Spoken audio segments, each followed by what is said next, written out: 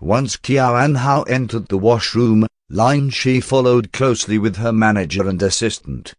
When Qiao Hao realized that she was falling, Lin Shi looked at her manager and assistant, signaling for them to move. The two of them went forward, holding her up, covering her face with her hair, pretending to support her. While everyone else was still in the hot spring and weren't paying attention, they quickly carried her out into Lin Shi's van, driving back to the cruise hotel. Dragging Qiao Hao, Lin Shi took the elevator all the way to the top floor. She used Producer Sun's access card to open his room door, throwing Qiao Hao on the bed before shutting the door behind herself. Once she returned to her room, Lin Shi took out her phone to send Producer Sun a text. "Mr. Sun, I sent you a surprise and it's waiting for you in your room right now. Enjoy." Producer Sun felt fatigued from the hot spring. He walked out and began to dry his dripping wet hair before walking to the locker. The moment he opened his phone, he saw the text Lin Shi had sent 10 minutes ago. He stared at the phone for a long while before hurriedly changing his clothes and footing the bill.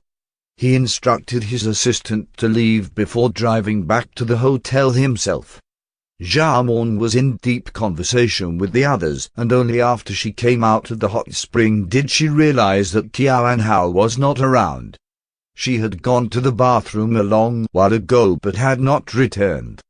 Xiaomon walked towards it, but even after circling the whole bathroom, she still couldn't find Qiao Hao.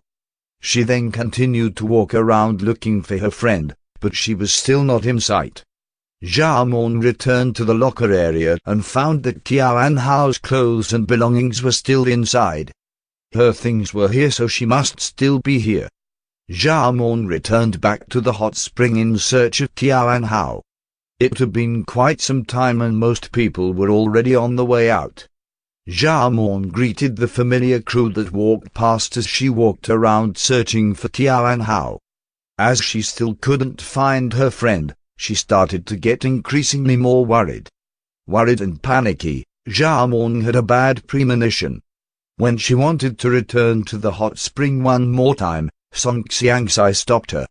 "Xiaomon, everyone has left. Why would you go back in when you just came from there?"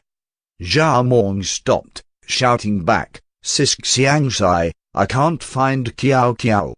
Wasn't Miss Qiao talking with the others a while ago? Besides, how can you lose someone that's of age?"